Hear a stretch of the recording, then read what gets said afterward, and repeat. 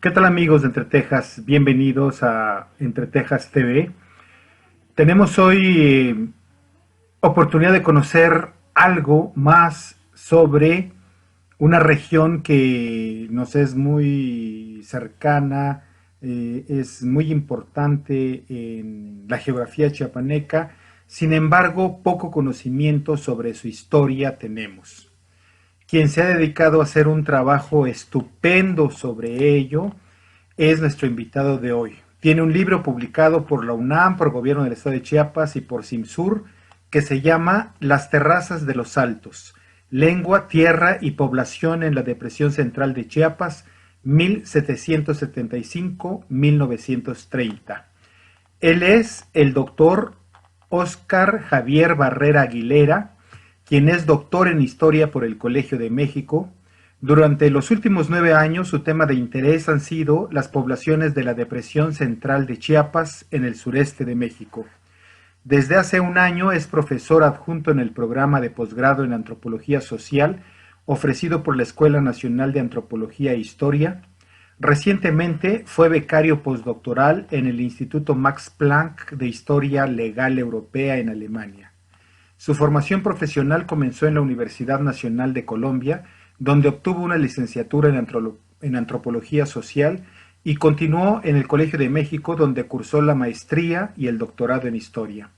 En 2009, el Centro de Investigaciones Multidisciplinarias sobre Chiapas y la Frontera Sur, CIMSUR, de la Universidad Nacional Autónoma de México, publicó su libro Las Terrazas de los Altos, Lengua, Tierra y Población en la Depresión Central de Chiapas, 1775-1930.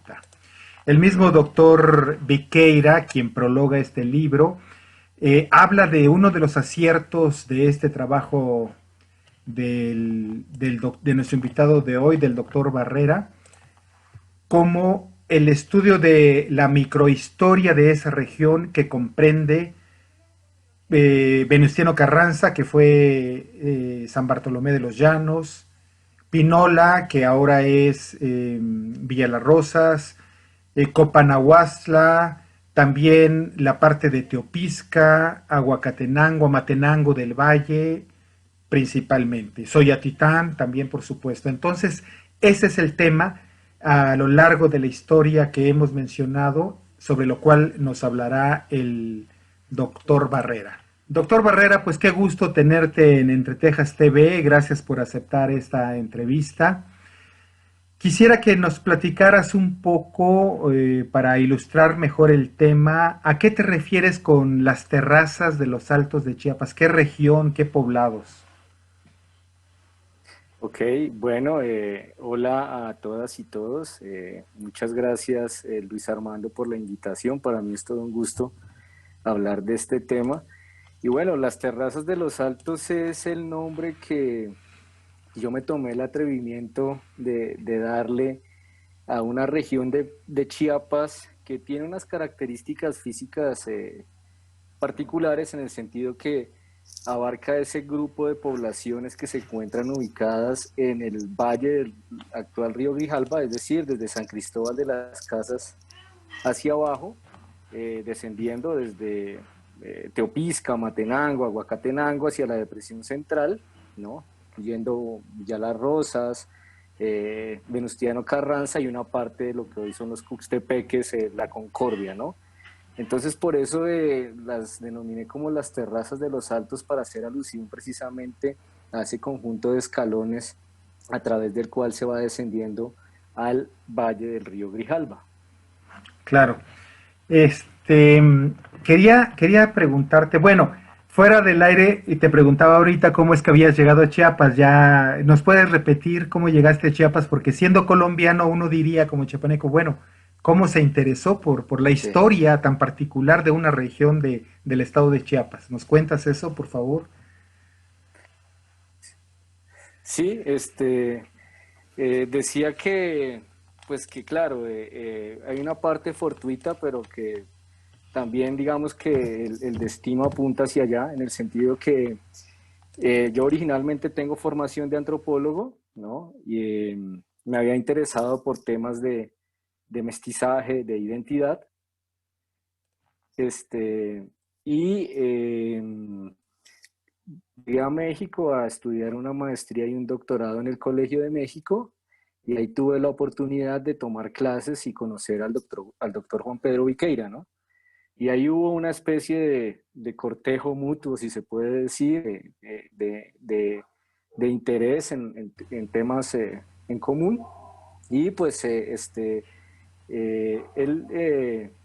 me invitó a conocer Chiapas, ¿no? Y habíamos discutido acerca de la posibilidad de trabajar estos temas del cambio cultural, del mestizaje en una región de Chiapas. Y así es como en la Semana Santa del año 2011 fui por primera vez a Chiapas, y tuve además la fortuna de en ese entonces, junto con otros colegas, hacer un viaje muy bonito por lo que se podría denominar como los pueblos desaparecidos, muchos de los pueblos que se encontraban ubicados precisamente en la depresión central de Chiapas y que habían desaparecido como consecuencia de las epidemias que se habían presentado sobre todo en el siglo XVII y XVIII. Y ahí tuve la oportunidad pues de tener un primer acercamiento a la región y precisamente de ver esa particularidad geográfica, ¿no? Topológica de esos pisos o esas terrazas que van descendiendo al Valle del Río Grande. Entonces así es como yo tuve mi primer acercamiento pues a Chiapas en medio de una Semana Santa y conociendo pueblos desaparecidos principalmente. Claro, yo quería compartir esto con quienes nos ven porque quería ilustrar de alguna manera el hecho de que no únicamente los chiapanecos, por una cuestión de terruño, de nacimiento, nos dedicamos o los historiadores se dedican a estos temas, sino que de pronto resultan temas también atractivos que con otros ojos ve gente de fuera, estudiosos como es tu caso. Muchas gracias, doctor, por comentarnos esto. Bueno, pues vamos a entrar un poco en materia. Mira, tengo un fragmento de la presentación que hace el doctor Juan Pedro Viqueira de tu trabajo, de tu libro, que dice, bueno, que tu libro es el resultado de constantes, bueno, la población actual de las terrazas de los Altos es el resultado de constantes, diversas y contradictorias migraciones. Los indios congregados a finales del siglo XVI por los dominicos en el fondo del valle del Río Grande de Chiapa, ahora Grijalva, se refugiaron en las cercanas terrazas de los Altos huyendo de las epidemias y plagas que asolaron sus insalubres asentamientos. Más adelante, a partir sobre todo del siglo XVIII, fueron llegando ladinos a la región en busca de tierras fértiles de las cuales adueñarse. Al mismo tiempo, muchos indios partían a trabajar, a menudo definitivamente, a las haciendas que colonizaban las tierras allende el Río Grande, en la región de Custepeques. A su vez, décadas después, llegarán indígenas de los Altos a trabajar en las plantaciones de caña de azúcar, complicando todavía más el panorama demográfico de la región. Para quienes desde niños, yo soy comiteco, hemos pasado por esa carretera y nos preguntamos cuándo llegó la caña de azúcar, por qué hay grupos celtales y tzotziles en esta región, la importancia de San Bartolomé de los Llanos, esa gran ruina que ahora hemos conocido como Copanaguastla, que fue la ciudad más importante de la región y como tú nos decías, fue abandonada por las epidemias, en fin, teníamos una idea difusa de todo lo que había ocurrido aquí, pero gracias a tu trabajo, pues ahora vamos ya entendiendo mucho de cómo se fue configurando todo este mosaico de culturas, de razas, de actividades económicas. ¿Qué te parece si por ahí empezamos, si eres tan amable, y nos hablas de estos eh, siglo y medio casi de estudios que he realizado en el lugar, ¿no? Sí, muchas gracias. Pues es verdad, es un área muy grande, ¿no? Uno podría pensar que se podría describir por esa particularidad geográfica, ¿no? Pero en realidad, como usted lo acaba de mencionar, hay una gran diversidad de población, una gran diversidad cultural, una gran diversidad económica en una misma región. Y la investigación que yo me propuse hacer precisamente partía de esa pregunta, es decir, asociada específicamente con las lenguas, con con las lenguas mesoamericanas, en el caso concreto de esta región, de las lenguas celtal y tzotzil. Es decir, en la actualidad, si uno hace un recorrido pues rápido así por esa región de las terrazas, se encuentra poblaciones con diferentes características, ¿no? Por ejemplo, poblaciones como Amatenango y Aguacatenango, Amatenango del Valle me refiero, poblaciones que al día de hoy tienen unas particularidades culturales totalmente evidentes, ¿no? Y donde adicionalmente hay un alto porcentaje de hablantes de la lengua celtal, ¿no? Y por ejemplo, junto a estos pueblos está Teopisca, que si bien tienen una historia en común, Teopisca desde muy temprano, al parecer, recibió pues la llegada de ladinos y allí el porcentaje de hablantes de lenguas mesoamericanas es muy distinto, ¿no? Es mucho más bajo, si bien ha recibido oleadas de revitalización. Y si lo comparamos, por ejemplo, comparamos estos pueblos que están en los valles de Teopisca con los pueblos que están un poco más abajo, por ejemplo, en las terrazas de Socoltenango. Estoy hablando de Socoltenango, Soyatitán y lo que actualmente es Villa Las Rosas y antes era Pinola, pues son pueblos que, por ejemplo, Soyatitán y Socoltenango, hablantes de lenguas originarios, ya no existen y hace mucho tiempo que no existen, ¿no? A diferencia de lo que puede pasar en Villa Las Rosas, que todavía hay algunos hablantes, pero en menor cantidad también. O, por ejemplo, la particularidad de lo que es hoy Venustiano Carranza, lo que, bueno, antiguamente era San Bartolomé de los Llanos, donde desde por lo menos el siglo XVIII conviven los indígenas, los totiques, con los ladinos, ¿no? Una convivencia así compleja, pero desde hace mucho tiempo que viven allí juntos, ¿no? Y por ejemplo los cuxtepeques, ¿no? Que hoy en día sabemos que está La Concordia, está Montecristo, etcétera, Ángel Albino Corzo, pero que durante un buen tiempo fueron haciendas principalmente de los dominicos, ¿no? Entonces, ese es como el mosaico en la actualidad, ¿no? Y la pregunta es, bueno, ¿cómo es que unos pueblos que originalmente fueron congregados por los dominicos y que originalmente eran hablantes de lengua celtal y tzotzil, en la actualidad tienen diferentes trayectorias? ¿Cómo podemos entender esa diversidad de trayectorias? Y hacia allá fue que apuntó pues principalmente la investigación, ocupándose de cada uno pues de estos pueblos y tratando de entender algunas de las especificidades y de los factores que pueden ayudarnos a comprender esas diferentes trayectorias de cada uno de esos pueblos. Claro, ¿por qué no nos ayudas ilustrándonos un poco con una particularidad de alguno de estos pueblos que tú creas que tiene mayor riqueza en todos estos sentidos? ¿Cómo fue Ok, su proceso histórico? sí. Por ejemplo, podríamos hablar de Teopisca, ¿no? ¿No? Teopisca tiene una historia supremamente interesante, ¿no? Este, claro, es un pueblo que durante mucho tiempo fue la cabecera del curato de Teopisca, es decir, involucraba a Teopisca, Matenango y Aguacatenango, tres pueblos celtales con una historia en común, y que curiosamente al estar tan cerca de lo que hoy es San Cristóbal de las Casas y que anteriormente era Ciudad Real, va a ir experimentando pues la llegada de ladinos que se van a ubicar cerca de Teopisca o van a adquirir tierras cerca de Teopisca.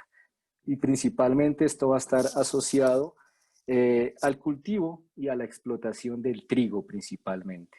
Empiezan a llegar algunos molinos de trigo principalmente a esta región e incluso algunos de estos ladinos empiezan a establecerse tanto en esas propiedades que empiezan a adquirir cerca de Teopisca, como incluso en la propia cabecera, ¿no?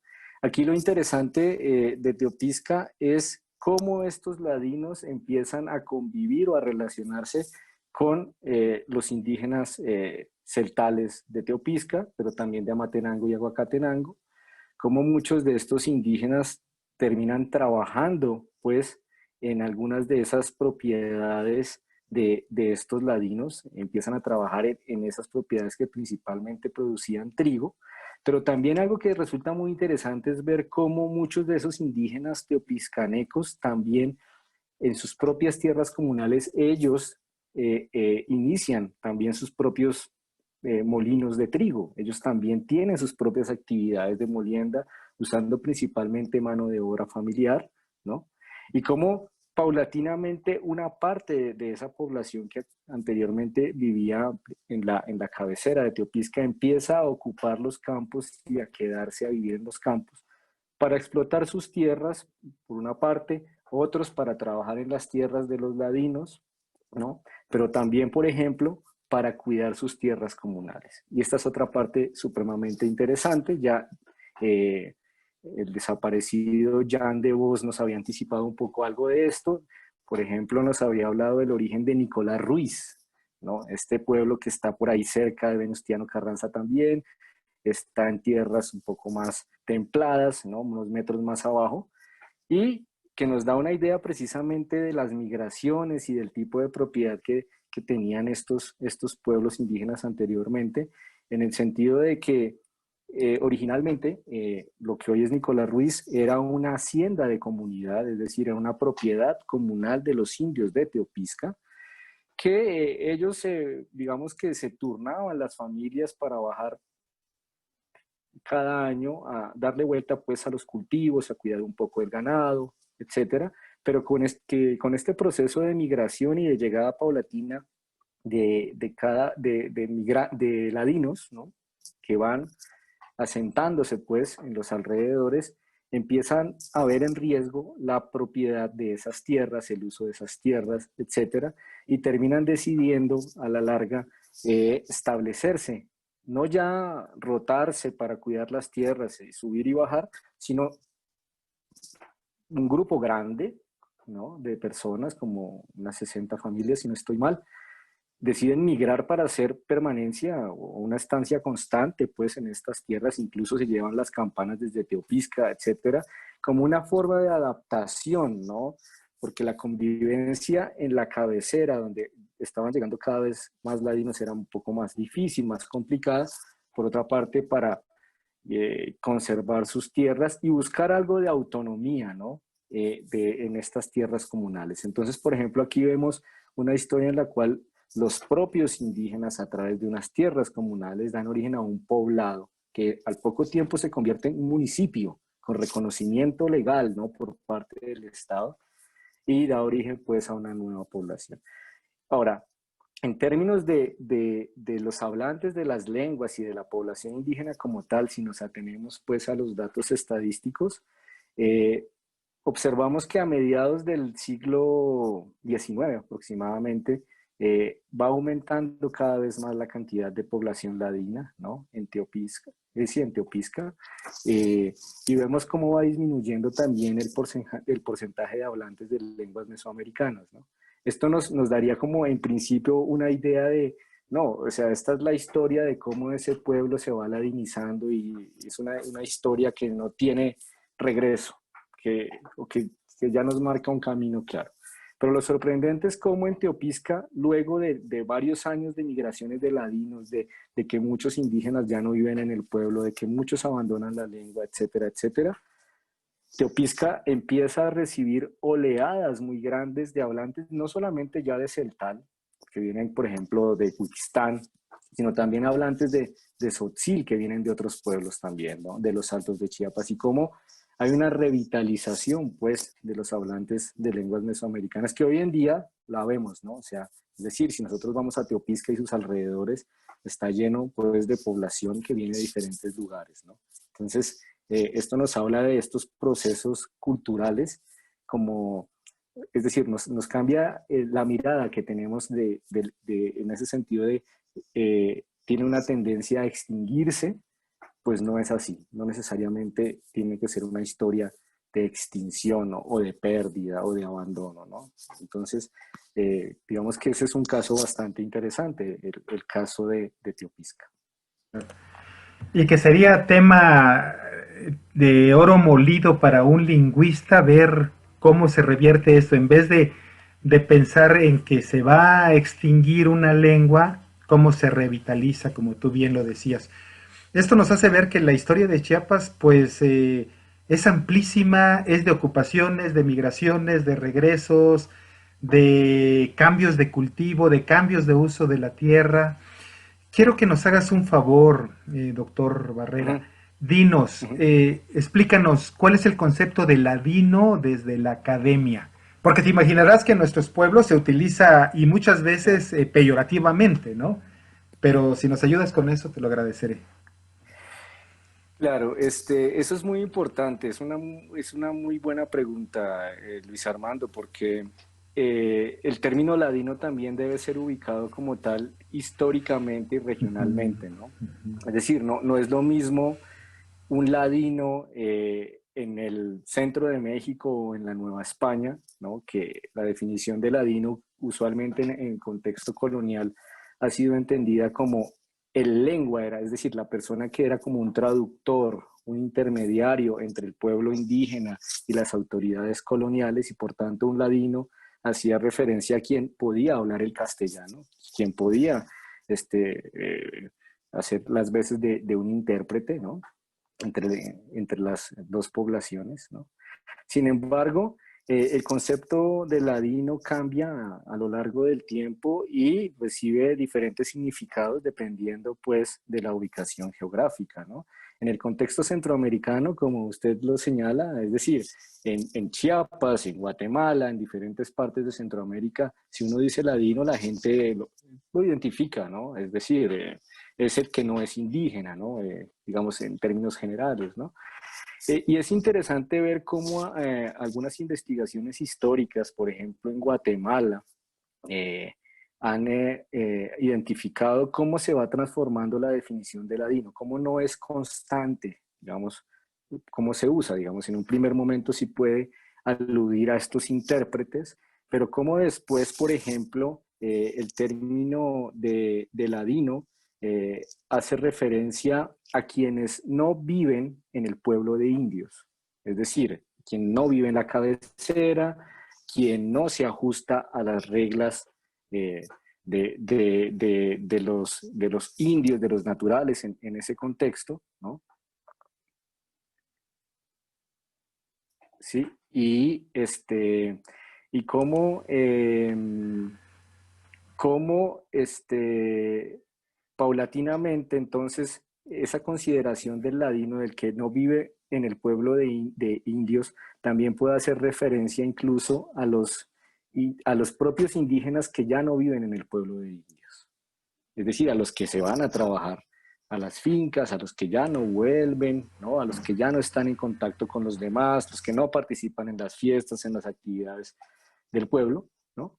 Y cómo después los ladinos se van convirtiendo, es decir, ya incluyen no solamente esta población, sino también los mulatos, los negros, etcétera, etcétera, etcétera. Se va volviendo un término más amplio, como lo conocemos el día de hoy, es decir, para hacer referencia a aquellos que no se identifican como indígenas, ¿no? Es ladino o no habla la lengua, ¿no? Esta serie de asociaciones. Ahora, también es importante o interesante señalar cómo ese término de ladino, que digamos que históricamente ha existido, es diferente, pero también está en relación con un término que acuñaron los antropólogos norteamericanos que estuvieron trabajando en Chiapas, en Guatemala, principalmente a mediados del siglo XX, y es el término de la ladinización. Es decir, ellos identificaron cómo ese término de ladino era muy importante y se usaba muchísimo pues en este contexto, y ellos acuñaron el término de ladinización para hacer referencia a los procesos de cambio cultural que ocurrían o que experimentaban estas poblaciones, y sobre todo para hacer referencia al cambio de identidad, ¿no? Que puede estar asociado a diferentes factores como el uso de la lengua, el cambio en la vestimenta, el sistema de cargos, etcétera. Entonces, es así como en términos generales lo que podríamos decir con respecto al término de ladino y también a ese concepto posterior de ladinización. Claro. Sí, con tu explicación me queda claro que no es un asunto racista como lo hemos utilizado muchas veces. Te quiero decir que nosotros escuchamos de niños este indio tan ladino peyorativamente. O sea, ¿cómo se atreve a hablar la lengua de poder, ¿no? Ujú. Pero te agradezco mucho me queda mucho más claro que es un asunto lingüístico, de actividad social también. Estaba haciendo referencia justamente es que me quedo pensando y te lo quiero confesar, que Ok. nosotros con cierto prurito decimos los indígenas, porque sentimos que el indio es peyorativo. En tu caso, con tu formación desde fuera y con otra idiosincrasia, lo dices así de claro, como debe ser los indios, ¿no? Este, precisamente te vi un poquito así como lo que fue esta escuela, el proyecto Chicago en Chiapas en el 56-59. Te vi de esa manera porque seguramente el doctor Viqueira vio en un alumno suyo extranjero que pudiera ver desde sus ojos la realidad también del Estado. Me quedé pensando ahorita que estabas comentando eso, pero bueno, le expliquemos un poquito también a nuestro público qué es el proyecto Chicago en Chiapas, porque siempre hemos visto de esa manera, o sea, los gringos han venido a estudiar nuestra época prehispánica, la arqueología, Harvard, la Fundación del Nuevo Mundo, el proyecto Chicago. Cuéntanos un poquito de eso, porque creo que ellos fueron pioneros también en el estudio de esta región y te ha ayudado en tu trabajo, ¿no? Y de muchos más. Sí, bueno, hay varias cosas ahí en esa pregunta. Este, sí, también, así como el término ladino tiene su historia, ¿no? Y va cambiando y tiene diferentes usos y hay que ubicarlo en un contexto histórico y geográfico. Y yo pienso que también el término indio e indígena deben ser ubicados, y estos los historiadores, digamos, han hecho muchísimo énfasis en ello, ¿no? Porque claro, la palabra indio tiene una carga despectiva, una carga peyorativa, ¿no? Sobre todo a partir del siglo XX. Pero digamos que en un contexto colonial, eh, los indios era una categoría jurídica, ¿no? Que hacía referencia a un tipo específico de población, ¿no? Que se regía por un tipo de leyes, que también tenía un tipo de obligaciones, ¿no? Los indios son los naturales, que además eran tributarios, ¿no? Eh, Era un tipo de población, ¿no? Con unas características muy particulares, ¿no? En ese entonces no se hablaba de indígenas, los documentos no aparecen como tal, ¿no?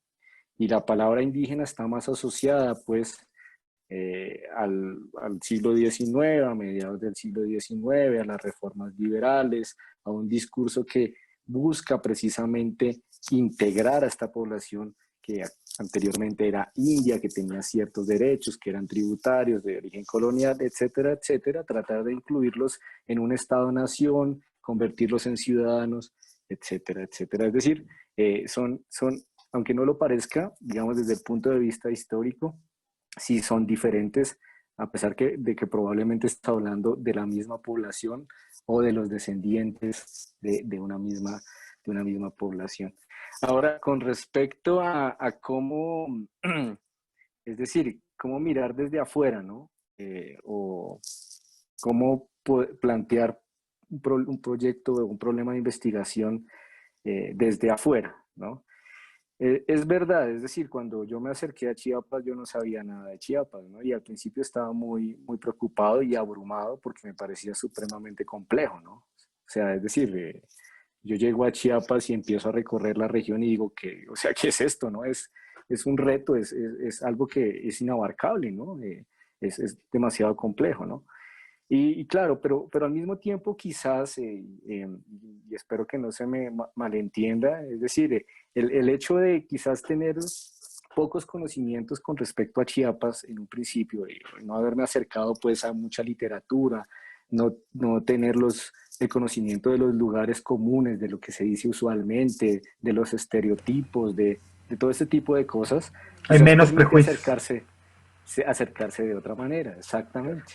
Entonces, eso quizás también, eh, pues por una parte es una dificultad, pero por otra parte puede convertirse en un punto a favor, en la medida en que se puede hacer una nueva lectura, una nueva consideración, sopesar un poco más los argumentos, plantear nuevas ideas, revisar cosas que se han dicho, etcétera, ¿no?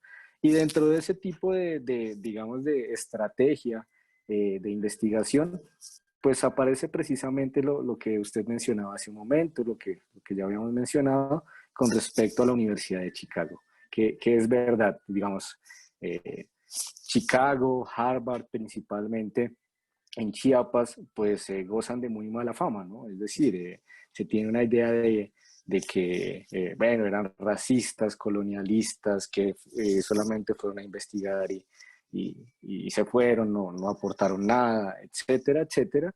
Y además desde el punto de vista académico también hay una consideración o se le ha puesto una serie de etiquetas a estos trabajos, lo que impide acercarse de cierta manera a lo que en sí mismos, en lo que consistieron y lo que produjeron, ¿no? Lo que, digamos, podemos rescatar, qué podemos sacar de ahí, ¿no?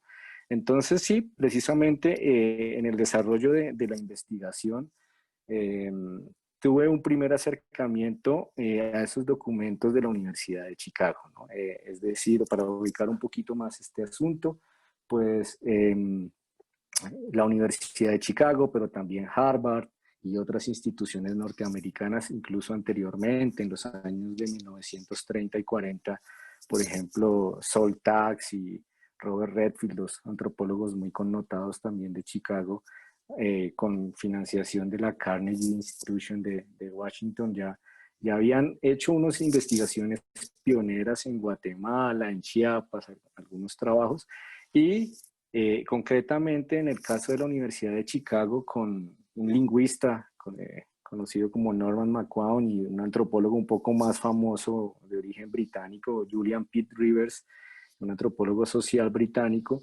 Ellos dos iniciaron un gran proyecto de investigación, ¿no? De reconocimiento pues, de las poblaciones celtales y tzotziles, principalmente porque no se sabía en realidad, no había un trabajo pues sistemático de identificación de estas poblaciones, ¿no?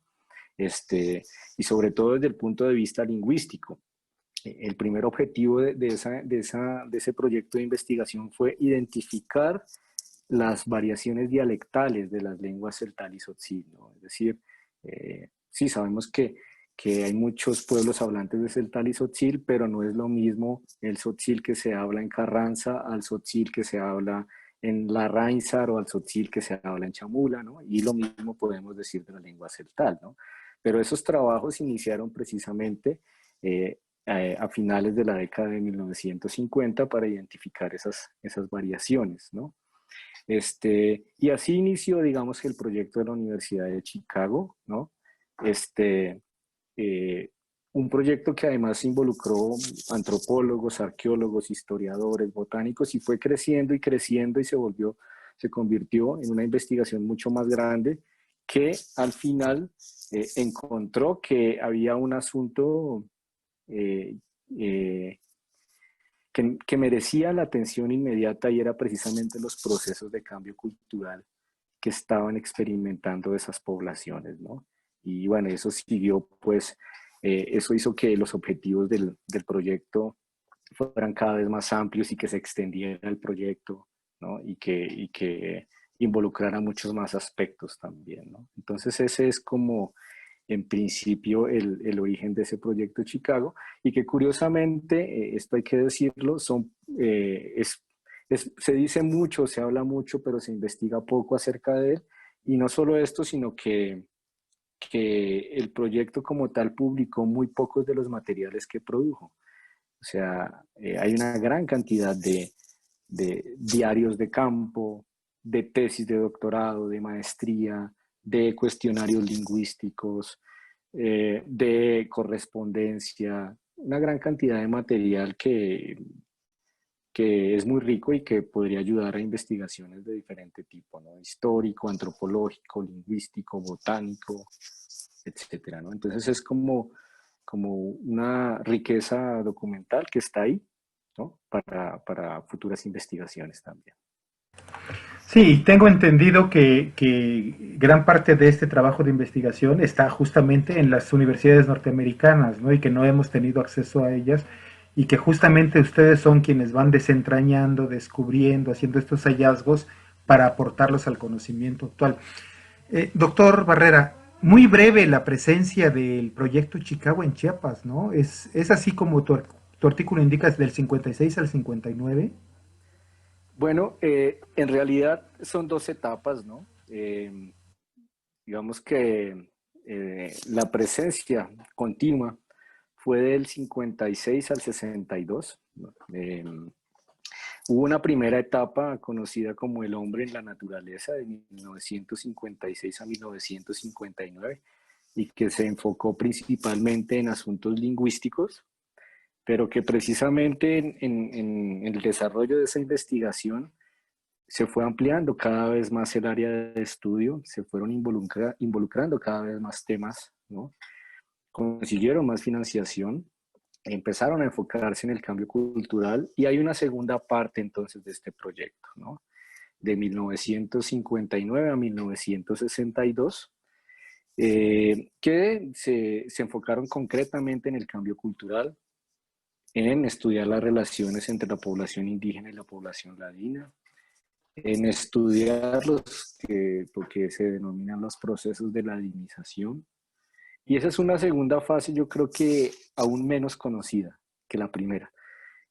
Sí hay algunos trabajos que se conocen, tal vez los más conocidos son los de la antropóloga argentina Esther Hermit para Pinola, es decir, para Villa Las Rosas, ¿no? Sus tesis de maestría y doctorado, algunos artículos. Eh, este, Se publicaron también de manera póstuma algunos artículos y el diario de campo de Marcelo Díaz de Salas, quien estuvo trabajando en Venustiano Carranza, ¿no? Durante algún tiempo. Pero más allá de ello no se ha publicado más y hay una gran cantidad de material sobre Teopisca, Matenango, Aguacatenango, Chaná, Lokshuk, diferentes lugares. Este, y, y pues sí, esta segunda fase es menos conocida, ¿no? Esta segunda fase de la investigación. Eh, entonces todavía es mucho, digamos, lo que tenemos por explorar con respecto a un proyecto, sí, relativamente corto, si lo vemos 6 años, ¿no? En total, 6, 7 años, pero que produjo una cantidad enorme de material, ¿no? Que está ahí a disposición de los investigadores, ¿no? Y del público. Claro. Qué maravilla. Permítenos hacer un pequeño intermedio y regresamos en esta magnífica conversación, si eres tan amable. Sí, claro que sí. Gracias.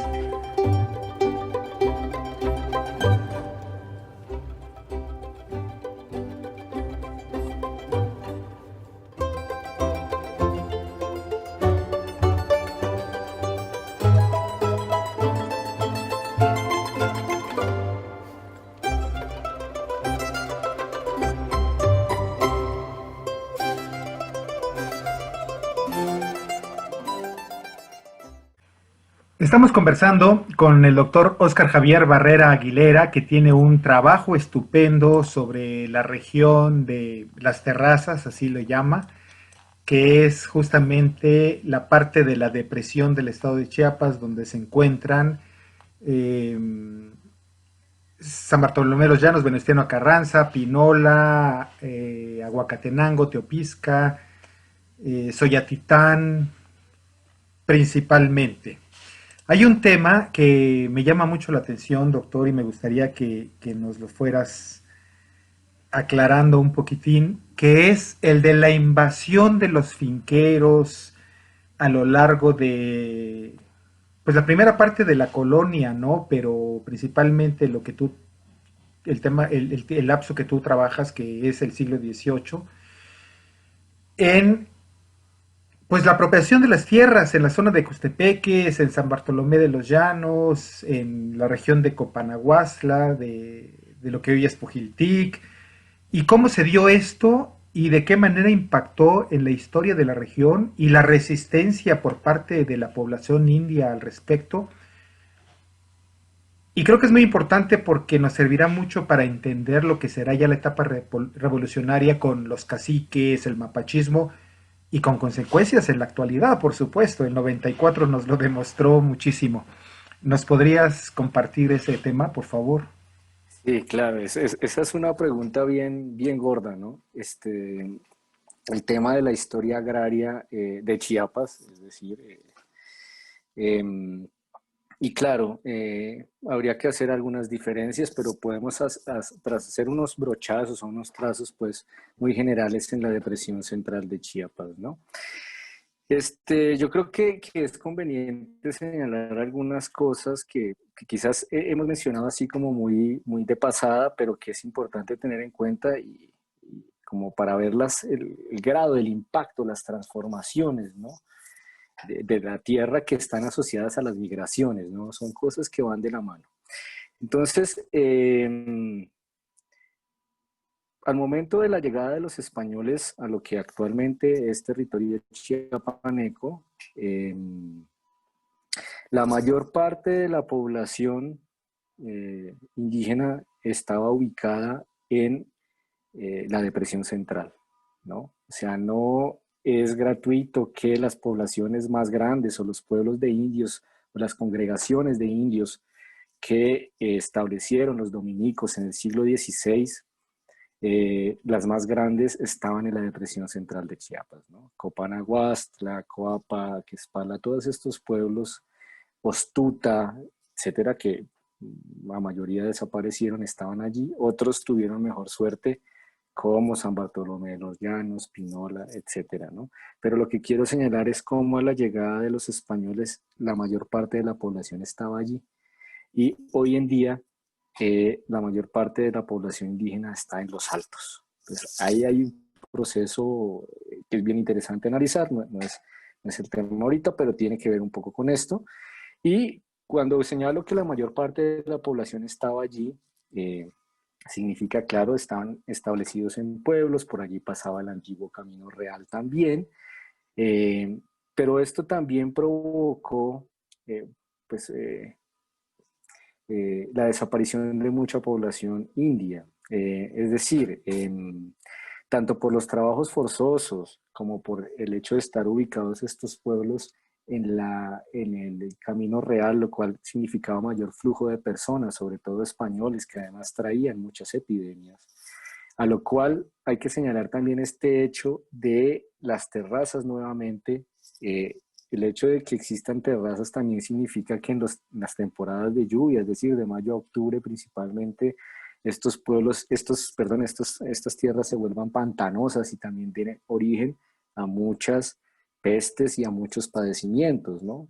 Y así es como vemos que muchos de esta región que es tan rica en la actualidad también, ¿no? Es decir, en términos naturales, culturales, fue desapareciendo mucha población y fueron desapareciendo uno a uno muchísimos de los pueblos de la depresión central de Chiapas. Y esto tuvo unas implicaciones muy importantes, tanto en términos de qué sucedió con la tierra de esos pueblos, como qué sucedió con los sobrevivientes de esos pueblos, ¿no? ¿No? Entonces, muchas de esas antiguas tierras quedaron vacantes o vacías, otras las adquirieron otros pueblos de indios, otras fueron ocupadas por españoles o ladinos, ¿no? Y también muchos de los sobrevivientes de esos pueblos, de los que fueron quedando, pues, fueron congregados o fueron a formar parcialidades o pequeños barrios al interior de pueblos que en la actualidad conocemos, ¿no? Soyatitán, Socoltenango, también en San Bartolomé de los Llanos, etcétera. Muchos de los sobrevivientes son ubicados, ¿no? Muchos de los sobrevivientes. Por ejemplo, existía un pueblo que se llamaba Zacualpa, ¿no? Y también otro que se llamaba Ixtapilla, que están ahí cerca de Socoltenango, Soyatitán, por ahí en esa ubicación. Por ejemplo, los sobrevivientes de Zacualpa fueron ubicados en Soyatitán y lo mismo sucedió con algunos sobrevivientes de Ixtapilla, ¿no? Para darnos una idea, ¿no? Y entonces, eh, durante mucho tiempo, debido a la merma de población, muchas tierras quedaron desocupadas, ¿no? O improductivas, o desaprovechadas. Pero conforme se va recuperando la población indígena y también va llegando más población ladina, va aumentando pues la presión sobre esas tierras, ¿no? y va siendo necesario pues incorporar esas tierras al sistema productivo porque se necesita pues mantener a la población, ¿no? Entonces, podríamos poner un ejemplo. Usted lo mencionó y creo que es un ejemplo bien interesante porque es un pueblo muy importante, o fue un pueblo muy importante, con una población grandísima y sufrió una transformación bien interesante. San Bartolomé de los Llanos, ¿no? Lo que hoy es Venustiano Carranza, que sigue siendo un pueblo muy importante en la depresión central de Chiapas. Sin embargo, a finales del siglo XVIII, es decir, más o menos hacia 1775 aproximadamente, San Bartolomé de los Llanos, junto con las haciendas de sus alrededores y las de los Cuxtepeques, que también las administraba, ¿no? Es decir, las que estaban al otro lado del río Grijalba, que antes era conocido como el Río Grande, ese curato de San Bartolomé reunía la población más grande de todo el curato de Chiapas. O sea, estamos hablando que tenía cerca de 10.000 habitantes en ese momento, a finales del siglo XVIII, ¿no? Sin embargo, más o menos hacia mediados del siglo XIX, o en la tercera parte del siglo XIX, en el último tercio más bien, hacia 1870 más o menos, eh, va a suceder algo muy curioso y es que San Bartolomé de los Llanos o Venustiano Carranza va a tener 6.000 o 7.000 habitantes, ¿no? Entonces es la pregunta, ¿qué sucedió aquí, no? Y además, San Bartolomé de los Llanos, además de que reunió una gran cantidad de población, como muchos de los pueblos de la región a finales del siglo XVIII, la mayoría de su población era indígena o india. Estamos hablando de un 90% y la mayoría vivía en la cabecera. Pero si lo comparamos con lo que sucede a mediados del siglo XIX, es disminuye la población, ya solamente hay un 50% de indígenas y allá hay más de un 30% de población que vive en el campo. Ya la gente no está viviendo en la cabecera. Entonces, esto está asociado con la pregunta que usted hace. Y bueno, para no extenderme mucho, eh, puedo señalar que San Bartolomé, pero no solo San Bartolomé, sino otros pueblos, sufren una serie de epidemias en la primera mitad del siglo XIX. En el caso de San Bartolomé, lo padeció muy fuerte, sobre todo por el hacinamiento. El hecho de ser tan grande le perjudicó, porque vivía mucha gente en la cabecera en condiciones de hacinamiento y eso hacía que también las plagas y las pestes se esparcieran de una manera más rápida y tuvieran un impacto mayor, ¿no?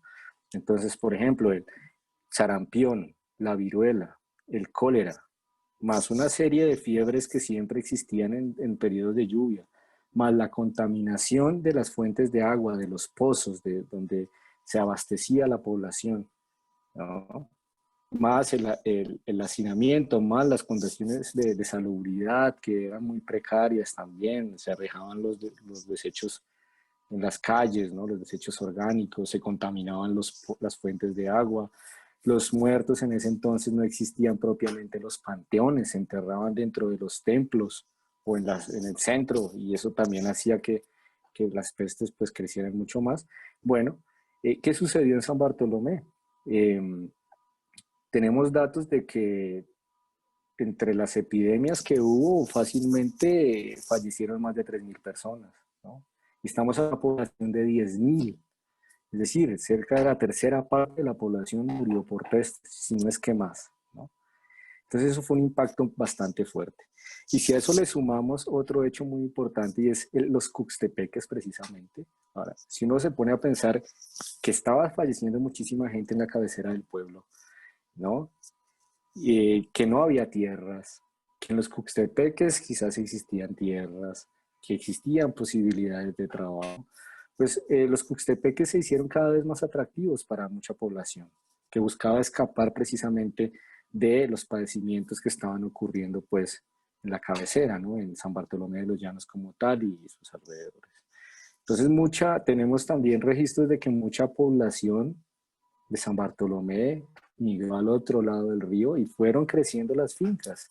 Es decir, fueron llegando cada vez más trabajadores a estas fincas e incluso muchas de ellas terminaron convirtiéndose en pueblos. Es lo que, por ejemplo, sucedió con la Concordia, ¿no? O sea, el origen de la Concordia es que la Concordia originalmente era una hacienda, ¿no? San Pedro la Frailesca, ¿no? La Frailesca de Comitán, como la llamaban, porque es diferente a la Frailesca de Chiapa y Suchiapa. San Pedro la Frailesca era una finca de los dominicos y que curiosamente sus propios trabajadores, sus baldíos, ante la explotación que estaban sufriendo, ante la falta de tierras, ellos mismos por su iniciativa eh, deciden a partir de las tierras de la finca crear un pueblo. Y esto nos da una idea de lo que estaba sucediendo al otro lado del río, ¿no? No habían pueblos hasta entonces al otro lado del río. Y empieza a existir pues un pueblo como la Concordia que empieza a aglutinar más fincas, más rancherías y poco a poco van expandiéndose y surge Jaltenango, luego posteriormente, ¿no? Montecristo un poco más tarde, en fin, pero que nos habla precisamente de ese proceso de transformación de las tierras. Y claro, además de las epidemias que ya mencionamos, pues otra cosa que sucedió es que algunos ladinos venían acaparando muchas de las mejores tierras comunales, ¿no? De los indígenas también, eso es cierto. Hay evidencias de cómo se fueron apropiando de muchísimas tierras, de unas cantidades de tierras enormes, ¿no? O sea, de fincas que podían tener 20.000 hectáreas, ¿no? ¿no? Incluso más, ¿no? Entonces, son una serie de factores que en este caso particular de San Bartolomé nos ayudan a entender un poco más el contexto, ¿no? No podemos decir, este fue el factor clave, ¿no? Si nos damos cuenta, en realidad es una conjunción de factores que nos ayudan a explicar un poco las transformaciones y, por ejemplo, ver la relación que existe entre entre la tierra y las migraciones, por ejemplo, ¿no? Por poner un caso. Sí, sin duda, sumamente interesante la historia justamente de la demografía en nuestro estado, que ahora nos acabas de dar una magnífica y breve explicación del tema. ¿Y quién se lo podría imaginar? A mí una de los sucesos históricos que me llama mucho la atención y me sorprendía muchísimo, bueno, está el libro del doctor Mario Humberto Ruz sobre Copanaguasla, y pensar que desaparecía un poblado tan importante como ese a raíz de un poquito de estos factores que tú nos comentas, sobre todo el de la epidemia. Creo que por eso es tan importante conocer nuestra historia. ¿Quién podría imaginarse que lo que nos acabas de decir, el problema con los abastecimientos de agua, los contagios, la falta de higiene, los desechos alrededor del poblado o en la misma calle, y sobre todo el tema de los panteones, me quedé pensando quién ha escrito la historia de los panteones en nuestros poblados, ¿no? Que efectivamente se enterraba la gente en Tierra Santa junto al templo y bueno, vinieron todos los procesos después para depurar y salvarse de eso y poner afuera de los poblados a los panteones, que ahora ya estos enormes poblados ya los alcanzamos, ¿no? Ya quedaron adentro de nuestros poblados nuevamente. Sí. Pero qué interesante, la verdad es que muchísimas gracias, doctor Barrera, por darnos esta explicación. Yo invitaría, ya verán la imagen allí de la portada del libro tuyo, que es sensacional, que se puede conseguir en muchas de las grandes cadenas libreras del país, a través de los servicios también de envío a domicilio y por supuesto en el CIMSUR, ese centro magnífico, muy honroso para nuestro estado que está en San Cristóbal, el CIMSUR. Este, pues qué maravilla. Si quieres agregar algo, bienvenido. El tiempo nos rebasa siempre. No, está bien, o sea, no, muchísimas gracias por la invitación. No, me quedé pensando también en el tema de los panteones, ¿no? Y es muchísimo, o sea, es una gran complejidad del asunto, porque, por ejemplo, en Venustiano Carranza, hasta hace poco, y sigue siendo, ¿no? Eh, la veneración del Señor del Pozo es una celebración bastante importante, ¿no? En términos de Chiapas, que recibe muchísimos peregrinos cada año, ¿no?